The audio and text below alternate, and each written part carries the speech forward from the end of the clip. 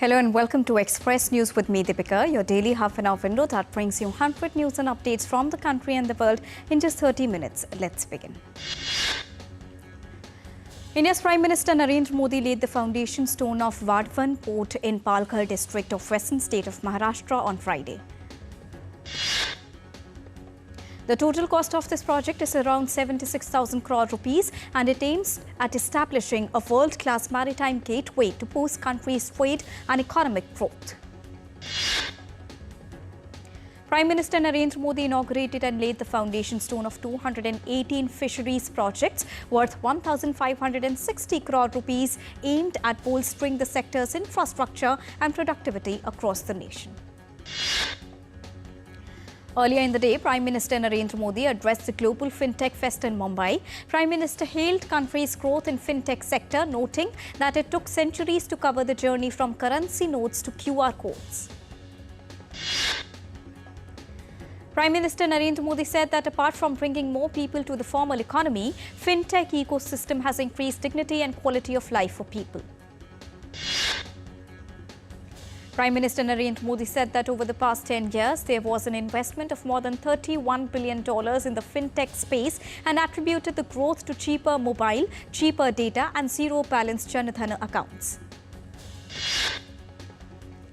Prime Minister Narendra Modi cautioned that big steps will have to be taken for cyber fraud and digital literacy and called for a global framework for the ethical use of artificial intelligence. Prime Minister Narendra Modi also visited Global FinTech Pavilion of Geo World Convention Centre in Mumbai, displaying latest innovations in FinTech landscape. India's External Affairs Minister Dr. S. Jaishankar on Friday said that the era of uninterrupted dialogue with Pakistan is over, signalling at a strong response from India for the cross-border terrorism and infiltration attempts being made in Jammu and Kashmir. Dr. S. Jaishankar said that India has to find a ground of mutual interest with Bangladesh and New Delhi would deal with the government of the day for that. Vice President of India Jagdeep Dhankar addressed the interactive session on role of women in Viksit Bharat at Bharati College in the University of Delhi on Friday. India's Prime Minister Narendra Modi will be visiting Brunei on 3rd and 4th of September. The visit will be the first ever bilateral visit by an Indian Prime Minister. External Affairs Ministry spokesperson Randhir Jaiswal informed this during weekly media briefing. West Bengal Chief Minister Mamata Banerjee, whose speech at a party event created fresh row, posted a clarification note. In a statement on social media platform X, Mamata Banerjee clarified that she had not threatened the protesting doctors. In Jammu and Kashmir's Kupwara district, 3 terrorists were killed in a joint anti-infiltration operation. Cordon and search operation is underway in Rajouri's General Forest area of Quas zone. Search operation is also underway in North Indian state of Uttar Pradesh after the pack of wolves killed at least 7 people in Bahraich. 4 wolves have been caught so far. Chhattisgarh has intensified screenings and heightened vigilance in response to a sudden swine flu outbreak that led to 12 deaths. After this increase in number of patients, the health authorities have issued alerts and increased the number of screenings. Joint Committee on the Waqf Amendment Bill 2024 chair had its first meeting in New Delhi to seek stakeholders' input and address Waqf property management issues. The role of multilingualism and local languages in school instruction was discussed at a meeting by the Education Ministry in New Delhi on Friday. A low-cost solar fence installed by the Gosai Hat village community in northeastern state of Assam has significantly boosted paddy harvest by protecting 3 hectares of crops from wild elephants. Defence Minister Rajnath Singh on Friday stated that the Indian economy has now improved to fabulous 5 from fragile 5 before 2014. The minister also added that the Indian economy is one of the fastest growing economies now. Benchmark equity indices ended the week's last trading session at record high, closing the levels. The BSE Sensex added 231 points to settle at 82,365. Mirroring the Sensex, Nifty 52 settled higher at 25,235, up 83 points on Friday. The Intex also hit an all-time high of 25,268 during the intraday trade. Indian rupee ended 3 paise higher at 83.86 per dollar on Friday. Gold futures maturing on the 4th of October stood at 72,017 rupees per 10 grams on Multi-Commodity Exchange of India Limited. Silver futures maturing on the 5th of September were retailing at 84,610 rupees per kilogram on Multi-Commodity Exchange. Oil prices jumped on Thursday, with Brent crude futures increasing by 1.6% to $79.94 a barrel, and US West Texas Intermediate crude futures rising by 1.9% to $75.91 a barrel, driven by concerns over supply levels.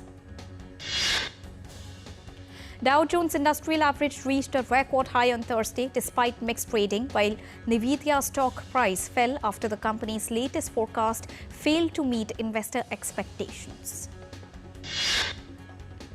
Asian stocks rose on Friday, setting the stage for a strong finish to August as the dollar headed for its worst monthly performance in 9 months, driven by expectations of an interest rate cut by the Federal Reserve next month. In Japan, core inflation in Tokyo accelerated for the 4th consecutive month in August, exceeding the central bank's 2% target. That suggests that interest rates may rise further. A US court has dismissed a lawsuit against Elon Musk and Tesla that alleged that they misled investors and inflated the value of Dogecoin, resulting in significant financial losses. Israel agrees for a humanitarian pause in Gaza to allow polio vaccinations, drive to be rolled out in 3 separate stages across Gaza beginning Sunday. Israel's defense minister calls for the expansion of the stated goals of the conflict in Gaza for the safe return of residents in northern Israel. In a counter-terrorism operation in the northern Samaria area, Israeli forces killed Qasem Hazim, the head of Hamas in Yemen, on Friday. 2 other Hamas militants were killed along with their commander in the aerial attack. M16 rifles, a handgun, cartridges, explosives, gas grenades and thousands of shekels found in a vehicle. After European Union mission in Red Sea said there was no oil spill from tanker damaged in Houthi attack, a satellite image on Thursday showed multiple fires on the deck of the Greek-flagged tanker. The satellite stills of the ship also revealed an oil slick on the water nearby the bow of the vessel. The spill threatens to destroy the area's fishing industry and regional ecosystems. European Union Foreign and Defence Ministers meeting is happening in Brussels. Presses forward to secure aid for Ukraine from frozen Russian bank assets. Russian forces conducted an airstrike on the city of Sumy in northeastern Ukraine overnight. 8 have been injured. No casualties have been reported so far. Ukraine Air Force said it shot down 12 out of 18 Russian-launched drones overnight over 5 Ukrainian regions. Kremlin spokesperson Dmitry Peskov denied any deals between President Vladimir Putin and Telegram CEO Pavel Durov.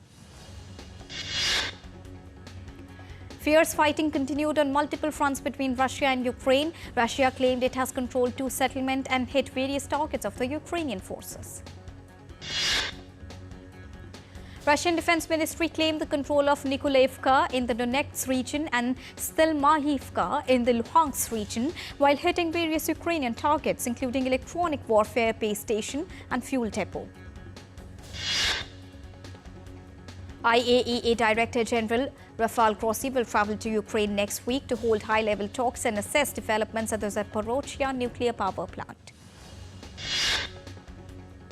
In her first major interview, Democratic President nominee Kamala Harris vows tougher approach on illegal immigration, supports weapons for Israel.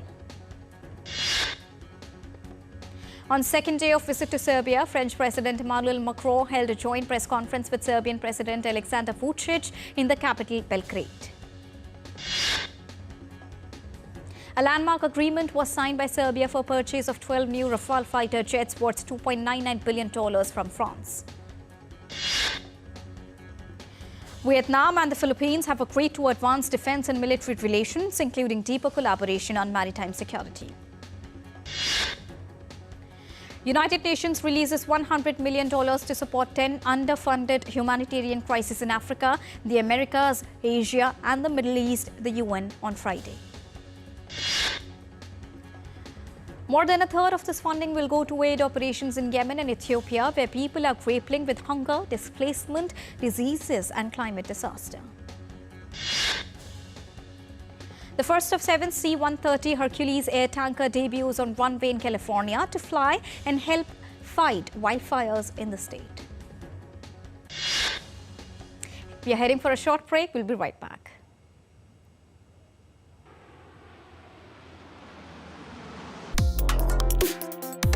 Complex issues, hidden agendas, twists and turns, strategic games. We think all dots are linked. We just need to connect them. Join me every week as I connect the dots to unravel hidden designs in statecraft, mysteries, and decode issues that matter to you. Watch Connecting the Dots with me at these times on DD India.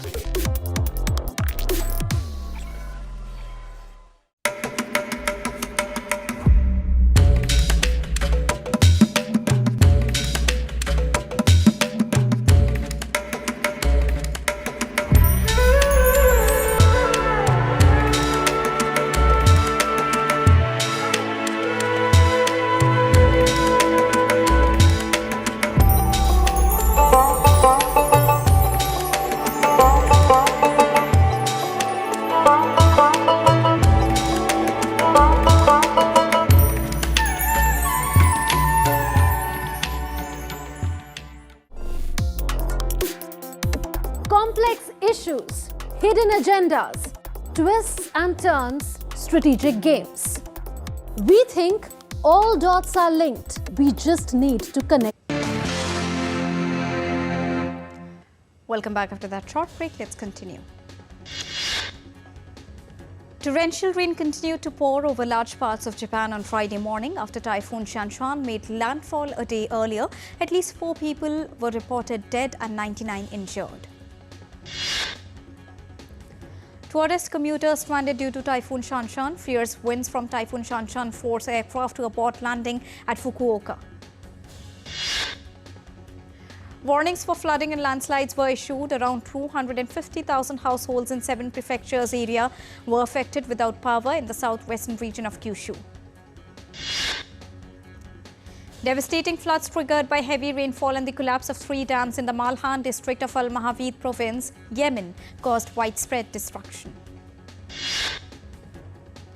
Flooding in Yemen leaves over 41 dead or missing, says the United Nations Population Fund. 24 people have been confirmed dead, while 17 others are missing.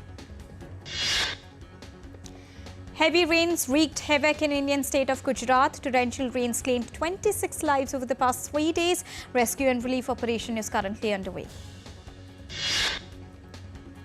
Gujarat braces for cyclone Asna. India's meteorological department says deep depression of Saurashtra and Kutch was likely to intensify into a cyclonic storm and hit the coast on Friday. IMD has also issued orange, yellow alerts in southern state Andhra Pradesh. Widespread rains from 30th of August till 2nd of September under the influence of a low pressure system in the Bay of Bengal is expected. Croatia battles wildfires near residential area in Split. Up to 300 Croatian firefighters are on duty near the popular tourist destination. Croatia's second largest city, Split, has been fighting a fire that began on nearby mountains since Monday. Some 700 hectares were scorched. This year, the Balkans experienced the hottest summer ever that has significantly impacted the grape harvest. As a result, producers have had to harvest their grapes much sooner than anticipated. In Croatia's Ilok region, grape harvesters are working at night using headlights to navigate the vineyards because the grapes start to ferment too quickly during the day. Energy company SSE announced that a new wind farm on Scotland's Shetland Isles could power nearly 5 lakh homes in mainland Britain. The 103-turbine Viking project is capable of generating 443 megawatts of electricity. Located in the windiest part of the UK, the wind farm can efficiently harness wind power. This development significantly boosts renewable energy capacity in the region. New York streets buzzed with the flavors of Japan during the Japan Fest on Saturday, drawing thousands to celebrate Japanese cuisine. Originally a one-weekend event in 2016, it has evolved into a major food festival running from February till November with over 30 events annually. A Ukrainian lioness named Yuna walked on grass for the first time after being rescued from the war in Ukraine. Suffering from shell shock and concussion due to nearby explosions, Yuna was saved by wild animal rescue in Kyiv. Yuna was taken on a 5-day journey across Europe, arriving at her new homes in southern England. The sanctuary reports the lioness is adjusting well, showing signs of emotional recovery. NASA will proceed with the undocking of the uncrewed Boeing Starliner capsule not before the 6th of September, the space agency said on Thursday after concluding a review.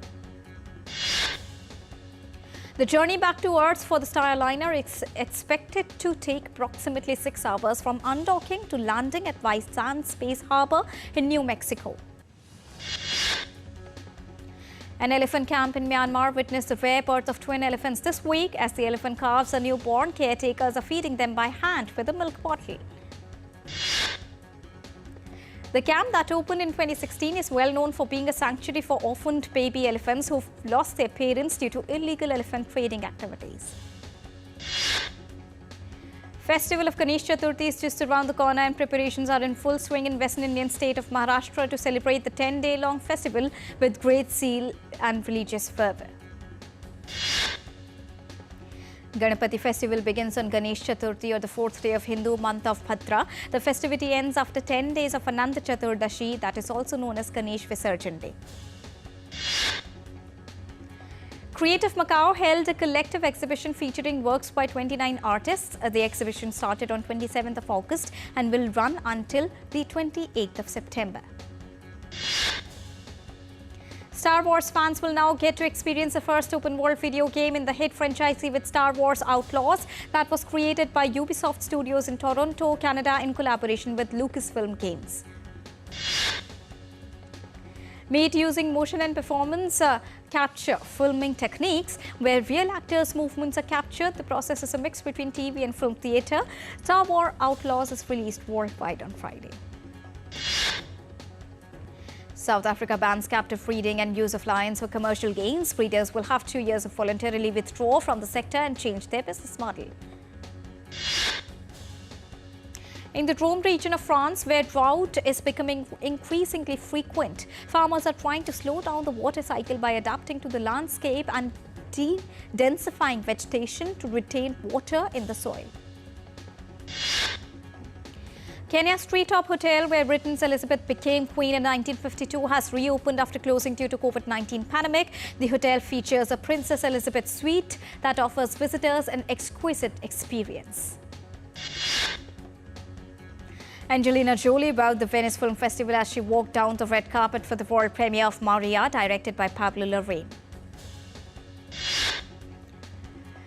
Maria is one of the 21 movies competing for the prestigious Golden Lion Award at the Venice Film Festival that runs until the 7th of September.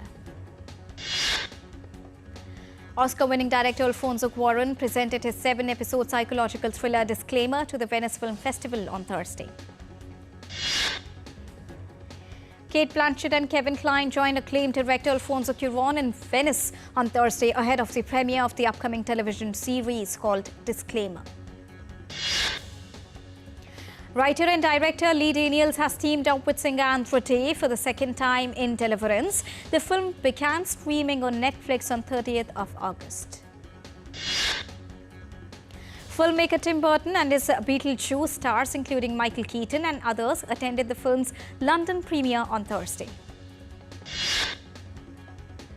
Argentinian director Luis Ortega's comedy Kill the Jockey premiered at the Venice Film Festival on Thursday, competing for the prestigious Golden Lion Award. Eurovision Song Contest will take place in Basel, Switzerland in 2025. Basel won the chance to host the event over Geneva. Switzerland gets to host the contest because their singer Nemo won the competition this year. Shraddha Rajkumar star's 3-2 continues to create history at box office. The movie has now become the highest grossing Hindi film in the country in its second week at the box office. Action thriller Kill starring Raghav Juyal and Lakshay in lead roles is set to hit the OTT. Kill made its premiere at the Toronto International Film Festival in 2023. India opened their medal tally at the Paris Paralympics. Avani Lekra defended her gold medal in event that she had won at Tokyo. Avani also bettered her previous Paralympics record. In the same shooting event, Indian shooter Mona Agrawal won bronze medal in final of 10-meter air rifle standing SH1 category. India's Preeti Pal created history at Paris Paralympics by winning bronze medal in women's 100-meter T35 finals. Preeti becomes the first Paralympian to win a medal for India in track event. India's Manish Narwal wins silver medal in men's 10-meter air pistol SH1 final at Paris Paralympics on Friday after finishing 5th with a score of 565.